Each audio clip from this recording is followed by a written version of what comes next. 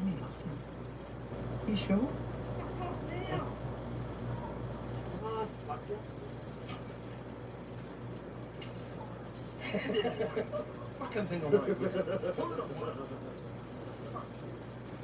Put the fucking thing away. You want to look? No, fuck it. Yeah, dude.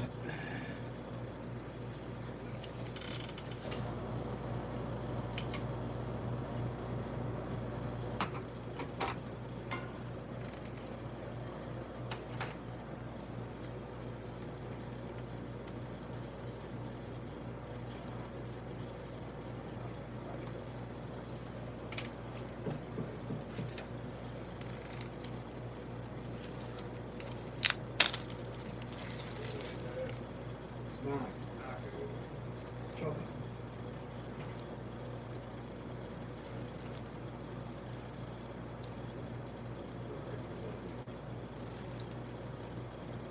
Cooking. All those problems we've had, all in the past. All these rooms that are flying around, they're all bullshit. What room is? That's not true. Well, just let us in, would you? I'm at the end, right? I've got kids. I've got to be crying.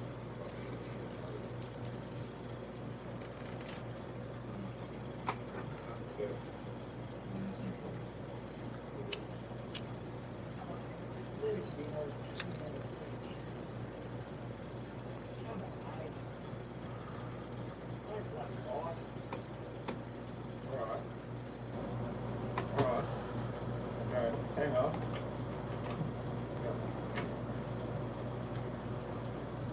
Yeah. Got a bunch of peanuts trying to kill me. Would I get around without the fucking guns?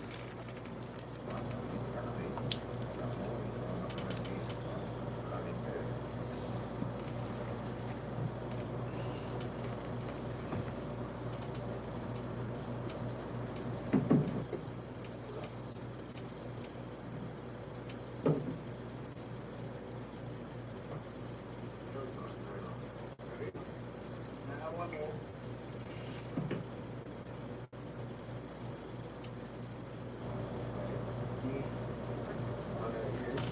Yo, what's up?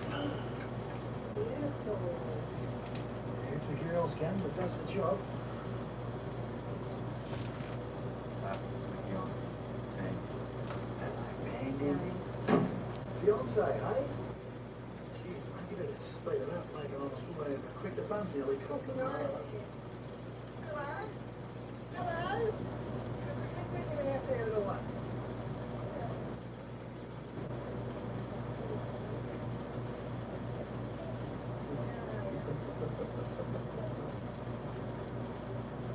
It is plush, mate.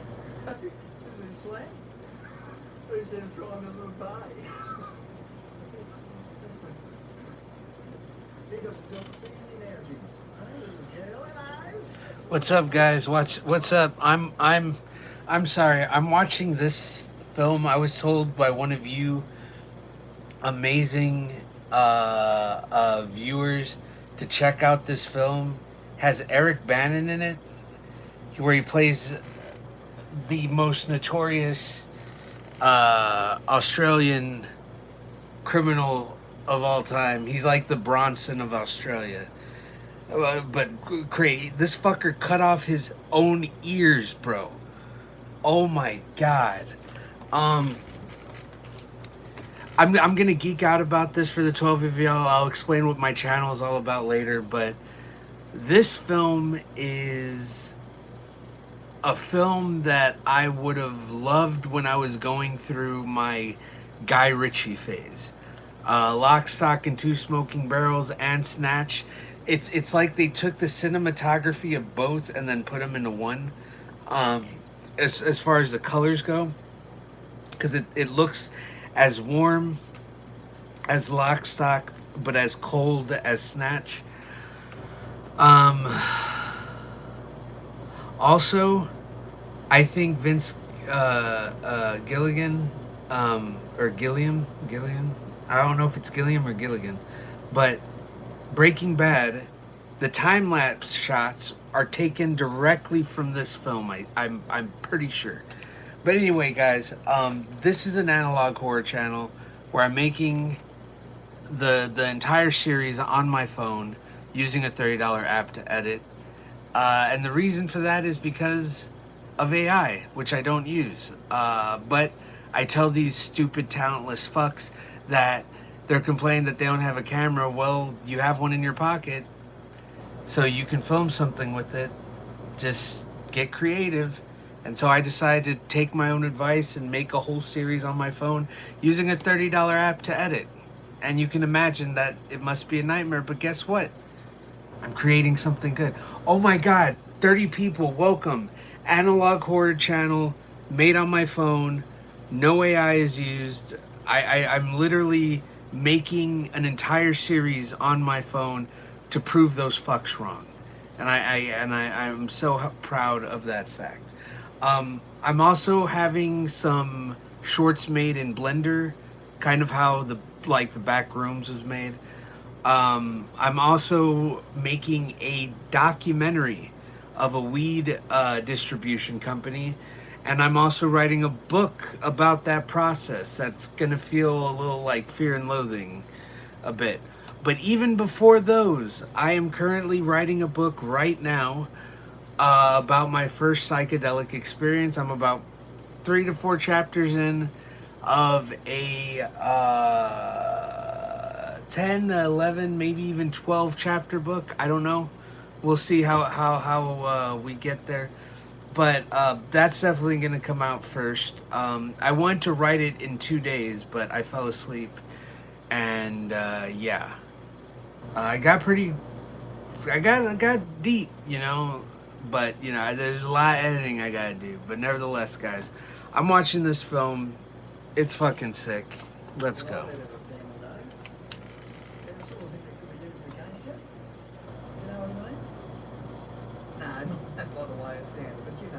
Are you right there, love? How come I haven't got any ears? You're a cheeky little girl, aren't you? Hey?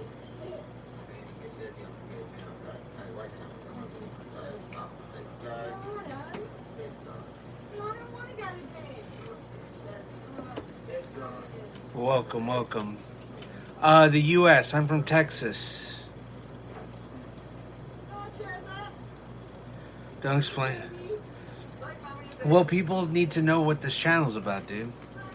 You know? They need to, the whole point of it is to just let people know the kind of creator I am. You know, what to expect from this channel. You know? This book is so much fun.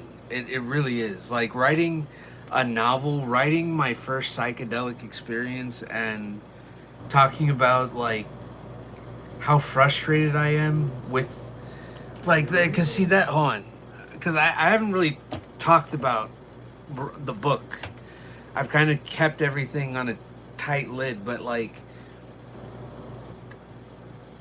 there was so much I was expecting from taking 8 grams of mushrooms.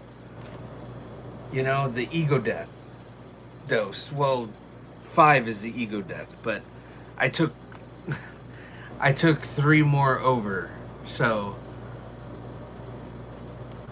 I was just I remember eating those 2 chocolate bars at once and feeling like, wow, what if I'm putting a lot of faith that these are real, and I could be a story on the news. I could OD, you know?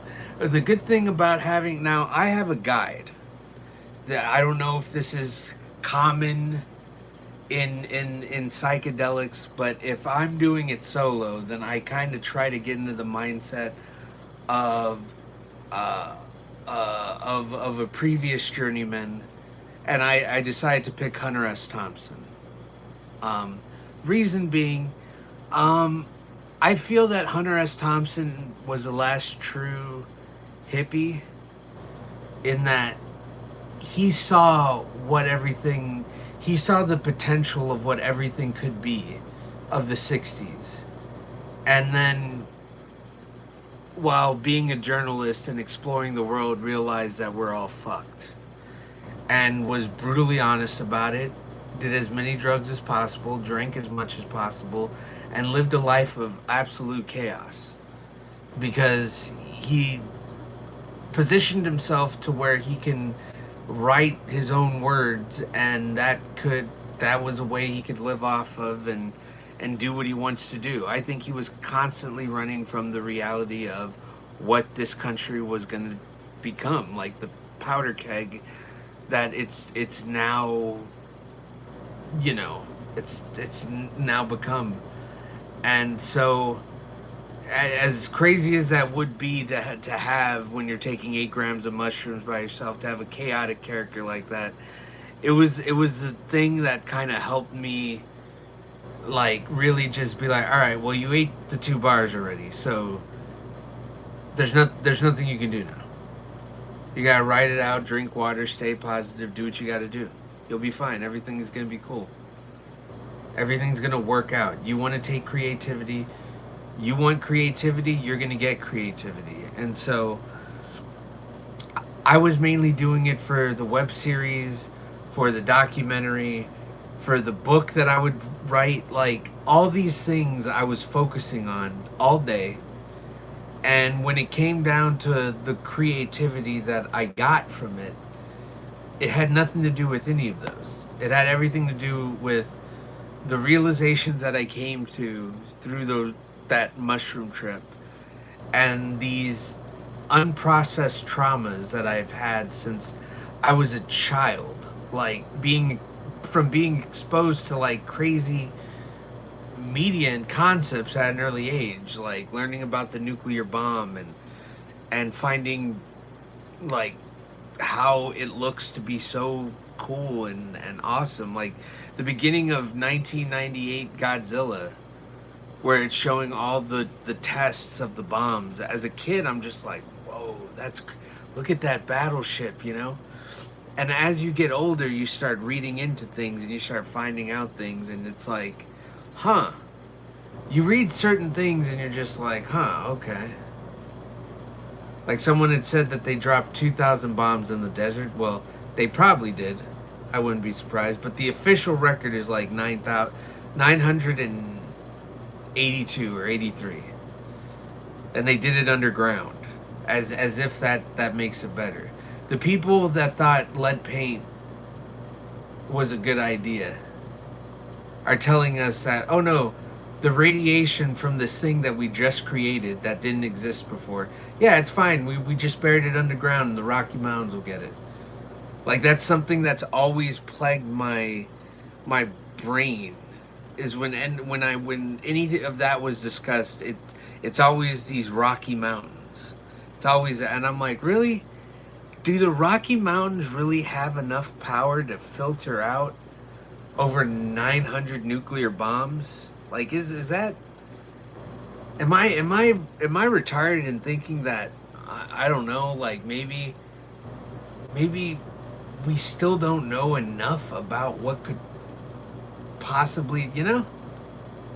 What's up? What's up, dude? What's up? No, I'm just talking about the book, man. There were people jumping in, and I was going through the pitch of like the channel and what it's about, and I'm like, oh, I'm making a documentary, and I'm also going to write a book with the documentary. But that, even before everything that I just said, even a web series that I've been working on for a year, it's like I'm writing this book, and I want to write it in the span of these 2 days. I didn't want to. I wanted to pull an all-nighter yesterday, and I did. And just write, and I got like 4 chapters in of a 12-chapter book, and that's a big thing. A lot of it is nonsense towards the end, so I'm not really counting it too much. But like, I have 3 solid chapters, along with an introduction, with a section of a phone call. I recorded a phone call with a friend when I took the first bar, And so I put it in the introduction, and I talk about the dark sense of humor that I have in that. Like, guys, it's I need to show people, because like I say some pretty dark things, and I in the moment when I was tripping, I was saying those dark things because I thought that they were genuinely hilarious. Because I was getting this bar from a place where I'm just like, this feels like an MK Ultra, honey hole or something. Like, these bars are like planted by the government, and I eat the chocolate. I'm like, AK-47, right? And so I'm recording the call, and when I'm like, I need to go get an AK-47 right now, and then as soon as I said that, like, I would say less than 2 minutes, you hear like a chirp, and I think it's just the phone recording, like, letting us know, like, oh, we're still recording. But it freaked me out. It freaked my friend out, and I was just like, what do you think? Oh, was it AR-15 that got the radar? That got the radar going? And my friends over there laughing. The FBI are laughing like, yeah, bud, you done took it. Guess what's coming in your water now? And then my friend just went on a AR-15 like diatribe that sounded so suspicious, but it led nowhere. Like, he's just like, yeah, Chris, get an AR-15 with a buttstock and an extended mag and go into a crowded house. And I'm like, whoa, whoa, whoa, hey, take it easy. Take it easy. And he's just a crowded house with a lot of clothes on the floor. And I'm just wheezing laughing. I'm like, why are we doing this? Why do we want to see the devil this badly? And it's just, it's a little glimpse into the long 12-hour trip of me just getting pissed off at so much. And it's such a funny thing. And it's like, I don't want people to think that, like, I don't want people to get the wrong idea. I think my parents are going to watch this, and like other people are going to watch this, and it's going to be like, they're going to hear AR-15 and they're going to think like, oh my God, I'm going to get on a list or something, or, but like, that's always been a running joke with me and my friend, is like there was a moment, I don't know if anybody else knows has had this happen, but have anybody talked on the phone with your friend and there was just random like it was like, it's like a more muffled version of that. It's like it's lower than that though. Like it would happen like in the early 2012, 2011, like around there. Like me and my friend would be on the phone, like saying some foul shit, and then occasionally that would happen. It hasn't happened yet, so but when it happened, it's like, what the fuck is that noise, dude? That's fucking creepy.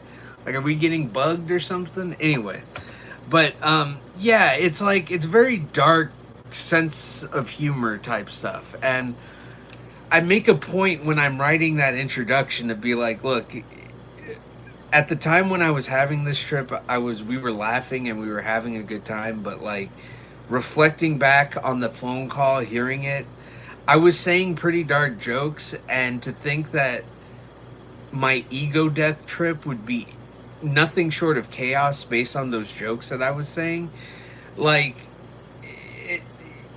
it probably wasn't smart to take 8 grams by myself. I'm just saying, because you're gonna see the transcript of the calls pretty much in the intro, and it's just, I'm trying my best to make it sound funny, but when you read it, it sounds like a fucking manifesto of that fucking psycho that went to that college because he couldn't get pussy, and he just made that vlog in his car or whatever the fuck, like but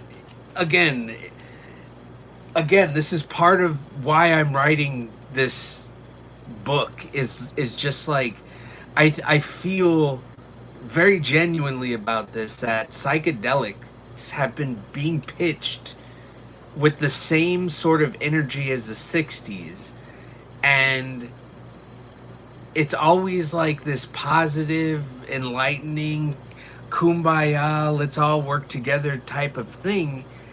But I'm me personally, me thinking about it during the mushroom trip, I was like, but like, hippies didn't have McDonald's, they didn't have Gatorade, they didn't have Monster Energy drink, they didn't have the endless supplies of coffees, cereals, all these other products that are filled with God knows what.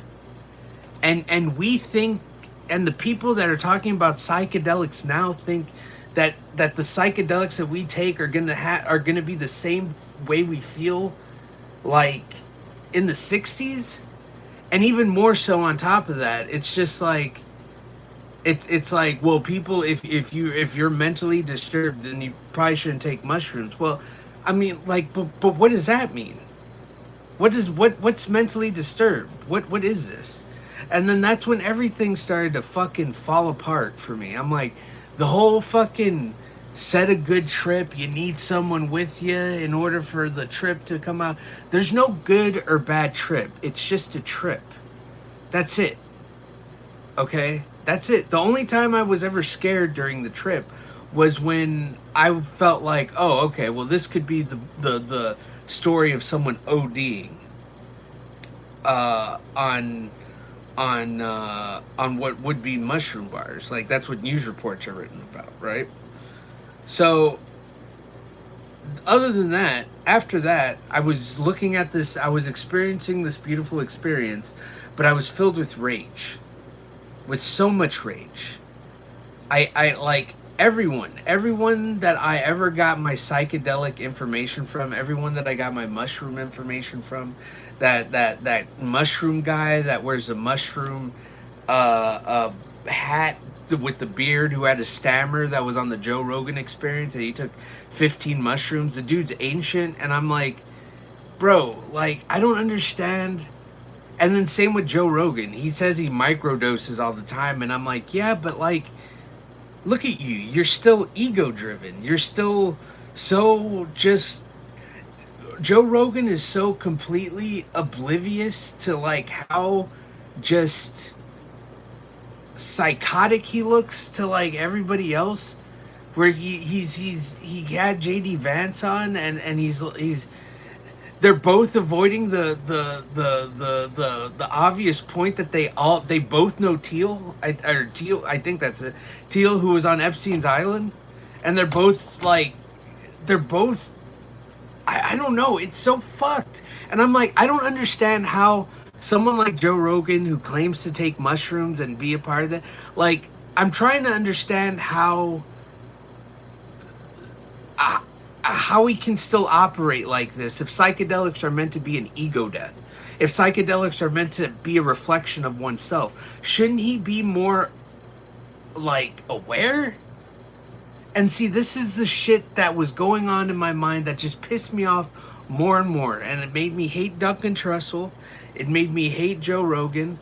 It made me hate all those people that marketed these psychedelic experiences with just the warning of, hey, psychedelics aren't for everybody.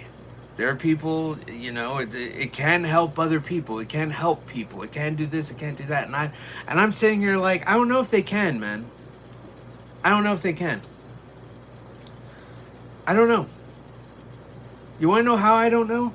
Because I don't know how mushrooms operate.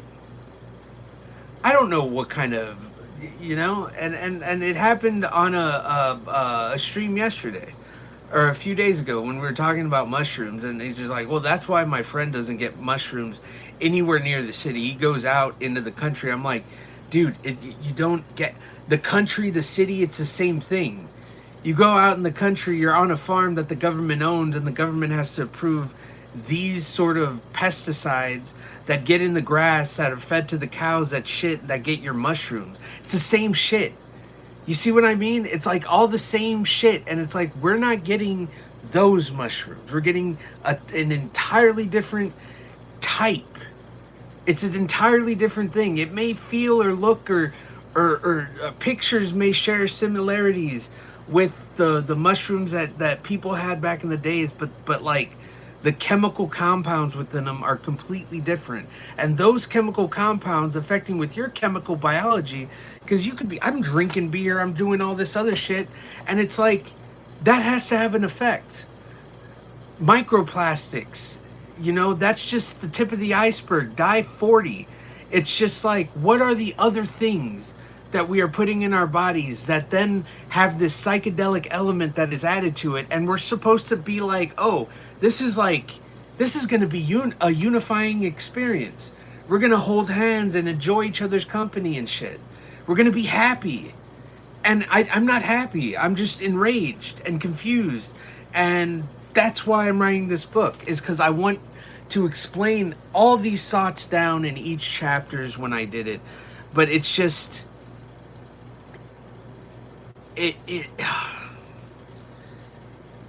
It's like I want this book to be for people who haven't done psychedelics, that are curious about it, and that need to understand that, yes, it can be a communal experience, I'm sure, with taking mushrooms with other people and them share, but like, it is still a singular experience. You're still on your own, and you're still dealing with whatever you are dealing with. No matter how happy or good of a setting, the mushrooms are going to show you what you want, not necessarily what you want, what you need. I want creativity. I thought that it was going to be for the web series or for the documentary. It turns out it's the realization that the mushroom, the psychedelic experience, is now corporate, and it's being sold like it's still an independent thing. And that, like, that, with that came a title, and with the title came an image that I'm gonna try drawing. I have a few artists that I will commission to do it, but it's gonna be fun. I'm gonna put it out there, maybe charge $4 or $5. Like, what do you guys think a 12-page or a 12-chapter book should cost? A digital book. And if by some miracle any, it somehow gets a cult following, I'm gonna do a printed run, like a first edition run, you know.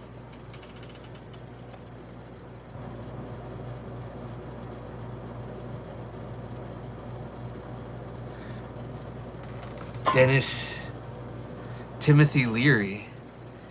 I understand I've never claimed I'm the only one to take psychedelics.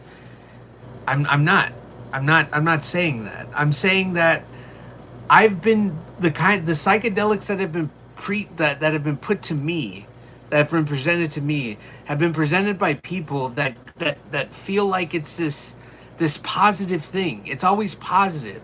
And the bad trips are always this scary thing. This scary thing. Everybody's always scared. Oh my God, I'm gonna die. I'm gonna do this and that. And it's like, nowhere have I seen or like heard them making anybody angry, pissed off. And I'm sure it's happened, and I'm sure people have said it, but I haven't been exposed to it. Had I been exposed to it, I would probably be a little bit more prepared and a little bit more organized in my thoughts on it.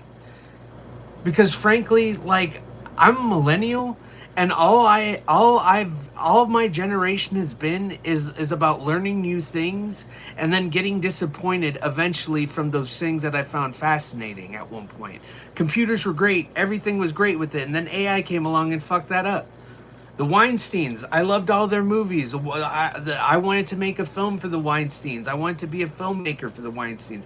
I wanted to be in on the joke of making fun of Harvey Weinstein. Oh wait, he fucking fucked actresses, did a whole bunch of fucked up shit, and oh wait, I guess that dream's out the window. Oh well, you know what? I'm gonna go to A24. I want to make films for A24 because I love their messaging. I love the way that it looks. I love the style. I love the story. Oh wait, now they're having a whole AI division getting made. Oh, I guess the artistry is suddenly lost once a shortcut is fucking made.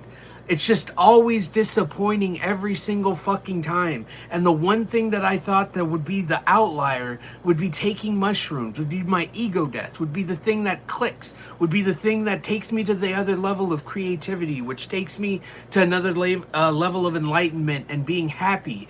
And only to be met with anger and frustration and annoyance from being told constantly that this was going to be helpful, that this was going to be fun, that it's going to be from multiple people across multiple spectrums, across multiple generations, that make it feel like a homey, welcoming type of thing. Never did I come across anybody getting pissed, angry, frustrated, annoyed, none of that shit. So excuse me for fucking expressing my own experience. I understand, Telescope, that you're so far up fucking, what is it?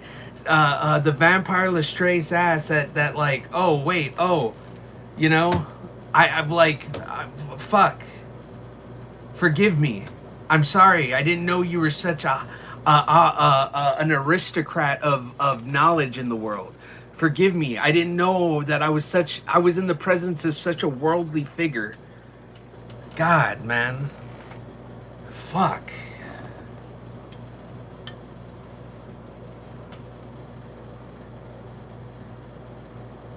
What makes my story different? Because I'm not trying to bullshit other people on the fucking experience that doesn't exist anymore. The hippie kumbaya experience does not exist. It's a delusional distraction to make you feel like, oh, there is some sort of enlightenment in this fucked up world that we exist in. No. Fuck, man. Like, here's a prime example. One of the biggest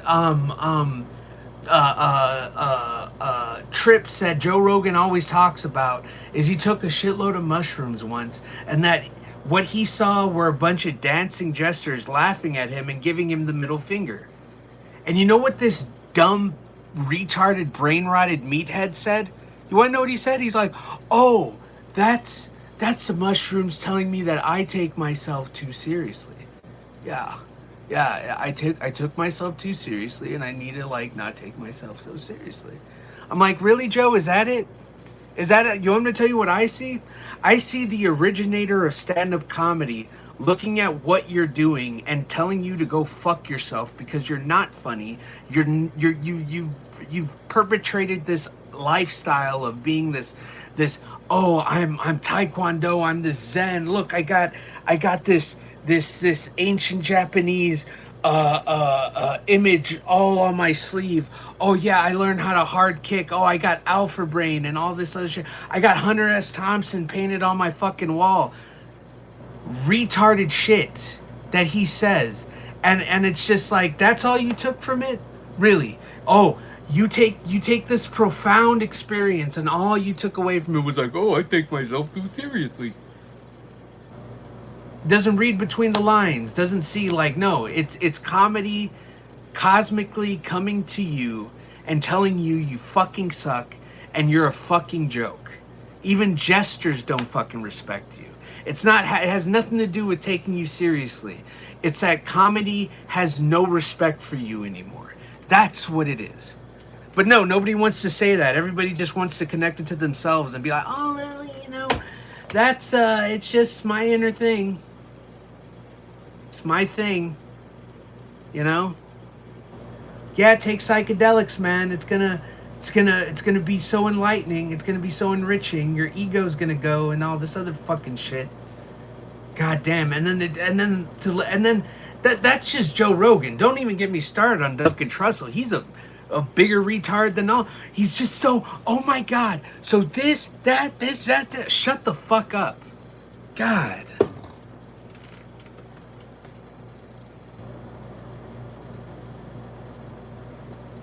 Jesus.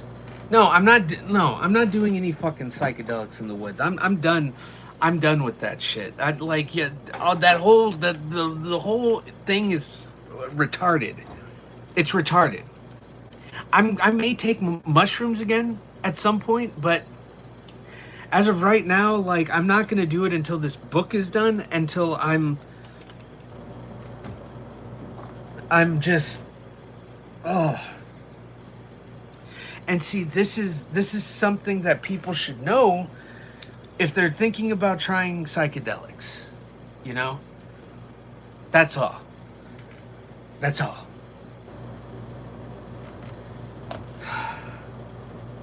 Fuck, man. There's like a festival that's held in my city. There's like a psychedelic mushroom conference where all these fucking scam artists. Oh my god. And it's just like, how can you take mushrooms in the times that we live in and not have anything like and have a quote unquote good trip?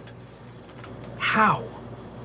I can't mentally think by letting go your mind is somehow like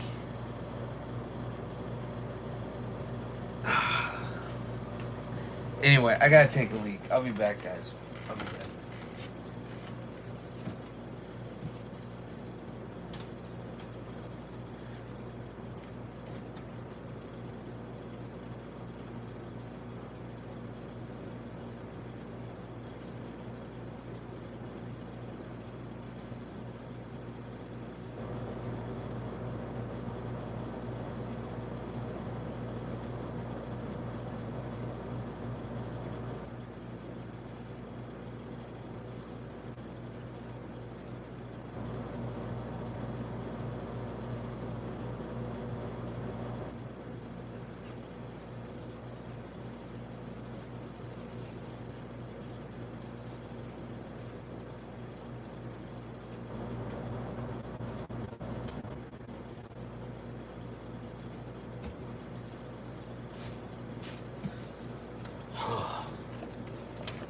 God damn.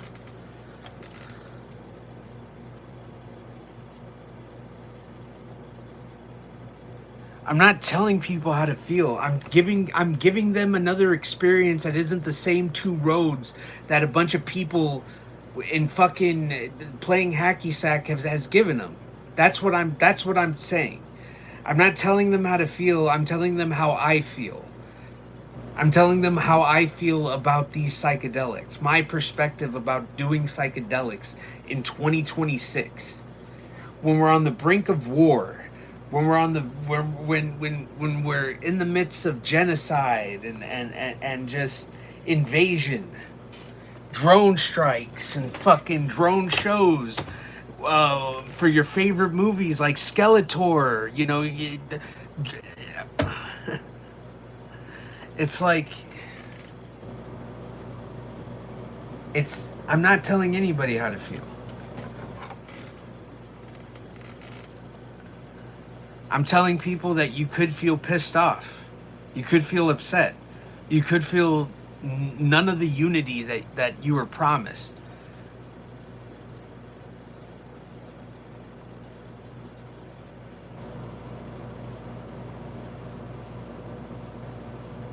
No, what? Bro, I'm giving them another perspective. Okay? I don't want them to be hoodwinked like I was.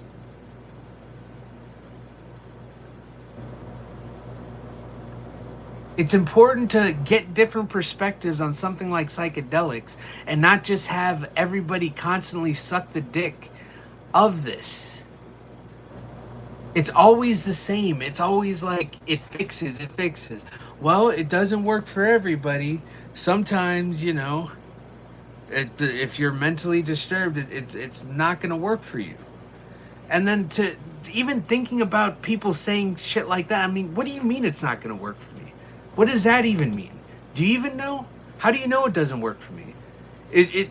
So I have to feel happy and I have to feel unified in order for these things to work? That's a weird way for something as like that's been around since since man, like what since the birth of man, like that's very oddly specific. Like you understand that people took these while being hunted by jaguars in the middle of the night with only fire to guide them. You understand that, right? So what? So they didn't have the fucking Beetle. They didn't have Sergeant Pepper to fucking play in fucking with soundproof headphones on, with the rainbow curtain drawn and the lava lamp going and the fucking laser light show over the ceiling. You know, like you shouldn't have to do all this fucking shit in order to make sure that everything's okay. You know. And it's just like, and like nobody ever questions it. It's always that. It's always do this, do this, do that. I didn't do any of those things, and this is my experience, and that's worth something because not everybody's going to be able to do everything that needs to be done in order to do a psychedelic experience. Sometimes you do it in a place that you didn't want to do it. Sometimes you do it in a place where you're the most comfortable, and yet you feel trapped. You feel like you want to do something else. You feel like everything is so constructed in order to you feel like you're in a zoo because now you've adapted all your surroundings to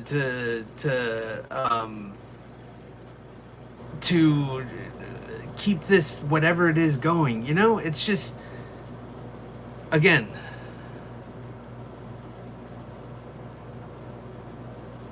Are you? No one gets awards from drug use? Okay. I don't need awards from drug use. I just need to write a fucking book, dude. I'm writing a fucking book. What? I'm putting it out How long there is it tonight? independently. I don't give a fuck. We're all very best of friends. It's fucking I haven't like been on this level of writing in quite some time. To write an entire introduction and 4 chapters of a 12 chapter book in one fucking day is a fucking feat. So I really don't give a fuck.